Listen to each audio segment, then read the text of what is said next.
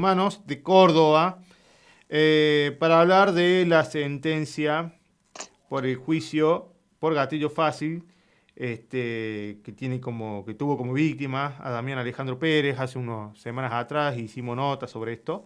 Buenos días, ¿cómo va María? Habla Juanjo Villalba acá de Funes. Hola Juanjo, gracias por la comunicación. Muy bien, estamos acá muy bien por lo que pasó ayer, que es un poco de justicia.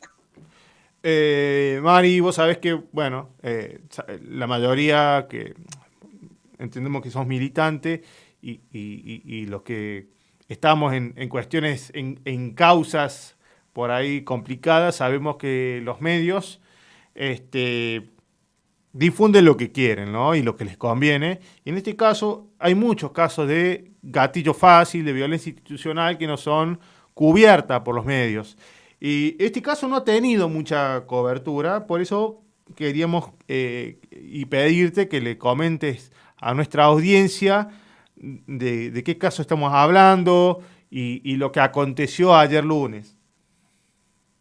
Dale, yo hago un resumen porque Sí. también las organizaciones no hemos estado acompañando como deberíamos. Mm. Eso ha sido todo un aprendizaje que en el caso de la Comisión de Violencia Institucional lo empezó a hacer más puntualmente con los casos que hubo durante el COVID, durante la pandemia en Córdoba. Pero ahí, cuando empezamos a juntar con familiares de víctimas de gatillo fácil, fuimos hacia atrás y bueno, algunos casos son de 2012 y de antes, en donde alguien murió y la policía dijo que tenía un arma, que los había enfrentado, entonces en defensa legítima habían disparado, pero bueno, el arma había sido plantada. Mm. Eso era lo que argumentaban los familiares. Bueno, con los últimos casos lo hemos comprobado como sociedad.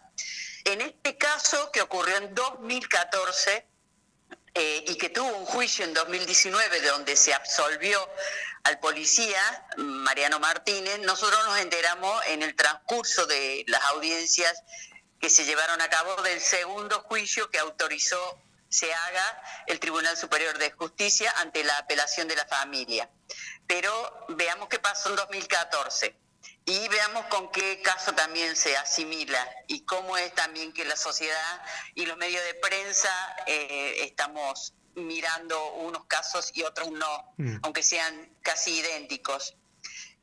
Venía en un auto tres muchachos, un móvil policial los para, los hace bajar, los revisa y como era 2014, pleno código de faltas, uno de los chicos se asustó y corrió. Uno de los policías, ya llegó otro móvil policial, uno de los policías lo persiguió y en un momento le disparó por la espalda causándole una paraplegia. En el momento fue en la paraplegia porque el chico ya no se pudo mover cuando se acercó, el policía mismo lo atestiguó en una de las audiencias. Por lo tanto, la inmovilidad fue instantánea.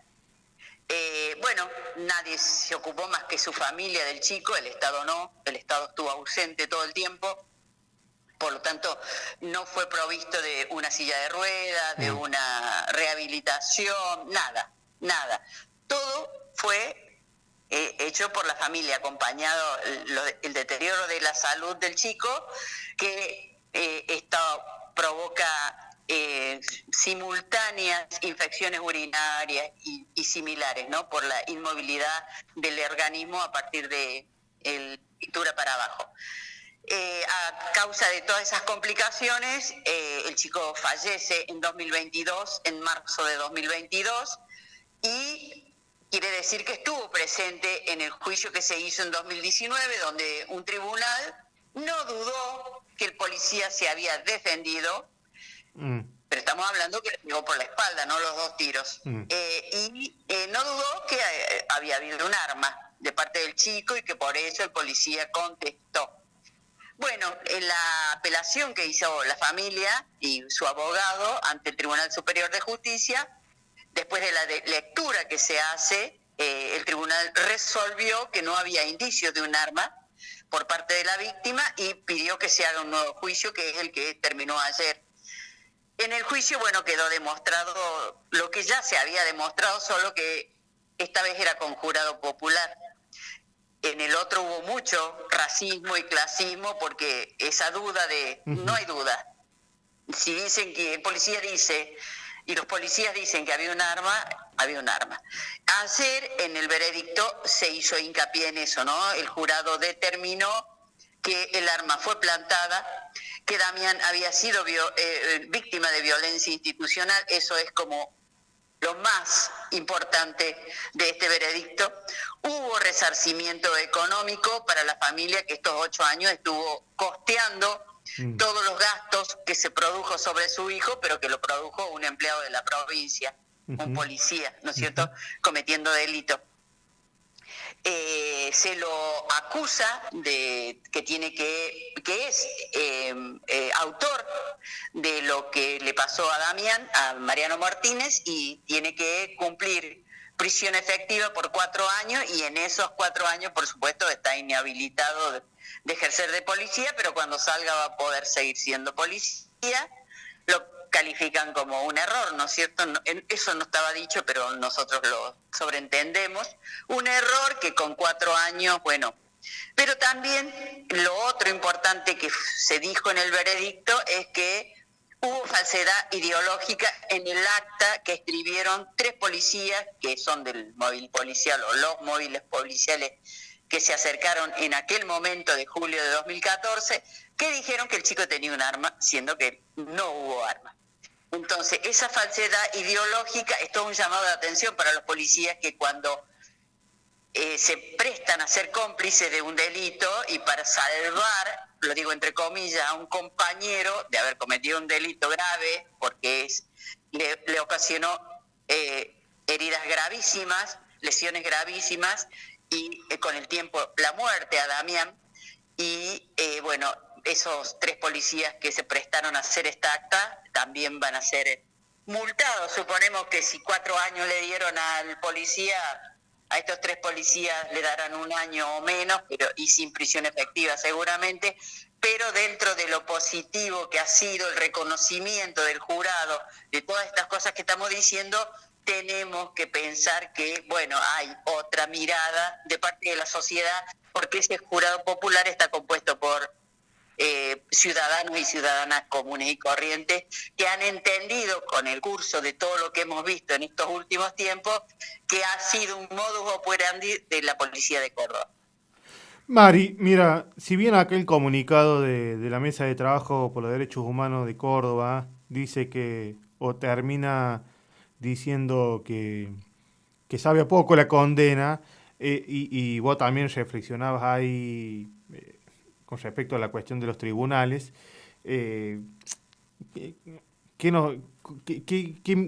¿cómo evaluás vos al final de todo esto? ¿Cómo se dieron las cosas? ¿Qué sensación te queda a vos? Mira, nosotros la particularidad que tenemos, somos de la Mesa de Trabajo por los Derechos Humanos de Tras la Sierra, y nosotros acá hemos logrado, es un logro, que nos permitan entrar a los juicios. Hemos participado en muchos juicios de violencia de género, más que nada, ¿no? En femicidio. Y hemos ido captando cómo se comportan los tribunales, el jurado popular, los abogados, la defensa, la querella. Y acá, si bien le dio una impronta diferente al otro juicio de 2019, le faltó porque uno no deja de comparar con el caso de Blas Correa, y en este caso el chico estuvo 8 años padeciendo una lesión gravísima, sí, donde nadie lo asistió, ¿no? El Estado no lo asistió y termina muriendo, y encima uno puede imaginar que Damián termina muriendo con esta amargura de que le creyeron al policía la mentira del arma. Creyeron que el otro se había defendido legítimamente y que él era un delincuente, ¿no? Con un arma en la mano. Con toda esa cosa se murió Damián, por lo tanto me imagino la tristeza, ¿no? Y los padres entonces ayer, cuando tomaron la palabra, que en cada juicio se permite que la familia que querella o la víctima y también el imputado digan sus últimas palabras ante el jurado. La mamá y el papá hicieron hincapié en lo duro que había sido escuchar que a ellos se los culpaba de la muerte del chico, ¿no? Y el fiscal, cuando pidió 6 años y no halló causa en aquella herida, y la muerte de Damián también fue muy duro escuchar eso. También nosotros fuimos parte de una de las audiencias donde el juez, el presidente del tribunal Lego que hay ahí adentro, le pidió a la madre que no llorara cuando estaba escuchando cómo lo habían herido al hijo, y que si no podía manejar su sentimiento, que saliera fuera del recinto. Más o menos con este tono. Yo me hubiera imaginado que se puede decir lo mismo, pero con otro tono de humanidad, que no la vimos. No la vimos tampoco en la defensa cuando dijo en el alegato un profesor de una facultad privada de Córdoba, donde había invitado a sus estudiantes a que participaran de los alegatos, cuando le dijo, la culpa la tuvo la víctima, porque corrió, y si corre sabe que le puede pasar esto, o sea, avalando que la policía te puede pegar un tiro si vos corres, ¿no? Sin mediar que haya delito. Se da por sobreentendido que si corres es por algo, y de ahí se puede provocar esta lesión gravísima o la muerte, ¿no? Eso dio a entender este profesor de esa facultad privada. Y lo más terrible también fue salir y lo estaban esperando los estudiantes y lo felicitaron. Por lo tanto, mi impresión es que también esta deshumanización de algunas personas que por defender dicen cualquier barbaridad se enseña, porque los alumnos lo felicitaron a Pedro Sacone, que es el procurador de la provincia y que ahí estaba para decir, acá hubo daño moral en este tono, ¿no? Daño moral, violencia institucional en ese tono, diciendo, ¿no?, que no había habido daño moral a un chico que a los 25 años lo dejaron parapléjico durante 8 años y le provocaron la muerte. Bueno, aberraciones en los juicios a veces se escuchan. Cuando hay sociedad presente se cuidan un poquito más. Por lo tanto, es importante que la sociedad y las organizaciones participen, porque si no pasan estas cosas que son brutales, ¿no? Para una madre y un padre, que alguien tan impúdicamente diga, este chico murió porque no lo atendieron como debía, porque si no, fíjense, dijo así el procurador, fíjense en la expresidenta Michetti, la sobrevida y la vida que tiene a pleno. Y la mamá ayer dijo, ¿se puede comparar la vida y el dinero que tiene para atender su paraplegia la expresidenta con lo que nosotros tenemos, que somos una familia muy humilde y que inclusive tenían una gomería y la vendieron para poder solventar los gastos que ocasionaba Damián, ¿no es cierto? Fue terrible escuchar todo eso, muy, muy desagradable, y no dijeron en el veredicto que debía haber algún tipo de sanción, aunque sea un llamado a atención, ¿no?, a esta gente que dijo eso. El culpable es la víctima y los padres que no lo atendieron como lo debía ser. Qué tremendo, tremendo. Estamos hablando de un caso del 2014. Después, se ha trabajado mucho con respecto al código de falta, pero el código de falta es nada con respecto a los casos agravados de violencia institucional, que son el gatillo fácil, porque ya en el 2020 se continúan los casos como Blas Correa, como Joaquín Paredes, que ahora el 24 de julio se abre el juicio. Parece que a veces no alcanza con algunas medidas que se toman con respecto al Ministerio de Seguridad. Se ha cambiado la cúpula de la policía, se cambian y se modifican los cursos de formación, pero se siguen dando casos. Es tremendo. Sí, yo creo que nosotros acabamos viendo y siguiendo y acompañando los casos de gatillo fácil en especial, pero muchos otros de violencia institucional, como el caso de Cecilia Basaldúa, es que tiene que haber una política de Estado, que en este caso es el Ejecutivo de la provincia, pero que debe ser acompañado también por el Poder Judicial en ver que esto es grave y tomar alguna medida. Nosotros no vemos que tomen medidas, porque después de lo que pasó con Blas y con Joaquín y con José Ávila durante 2020, se mata a Jonathan Romo de una manera brutal también, y vemos, si vamos para atrás, vemos estos Damián Pérez, que no habíamos tenido en cuenta, que la familia no persistió en la demanda hacia el Estado. ¿Por qué? Porque la justicia va y te allana. En el caso de Joaquín Paredes sabemos cuántas veces la policía de la zona allana la casa de los otros chicos que estaban cerca de Joaquín. Pero en el caso de Damián Pérez, hace un mes cuando empezaba el juicio, la policía cayó a allanarles un barcito que tienen y se llevaron la plata que había en la caja del bar. Entonces, los allanamientos son parte de un modus operandi que tiene la policía cuando es denunciada y amedrenta para que, imagínense cuántas familias desistieron de buscar justicia, ¿no? Bueno, ese es un modus operandi que solamente una política de Estado que quiera algo diferente, vamos a lograr algo al respecto, ¿no es cierto? Que será que, entre otras cosas, lo que pasó ayer, que otros policías no se prendan a mentir por un compañero que cometió delitos. Me parece que eso también es muy importante, lo de ayer, porque la policía, en el caso de Blas Correa, de Joaquín, en el caso de Joaquín sabemos que hubo lavado de manos, cambiado de uniforme. Hay una policía cómplice que esperemos que empiece a cambiar, pero si hay penas de parte del Poder Judicial para este tipo de actitudes de complicidad de la institución policial y de sus integrantes. Mari, te agradecemos estos minutos y bueno, esperemos que tengas una buena jornada después de la de ayer. Sí, para todo, aunque eso también lo decíamos, ¿no?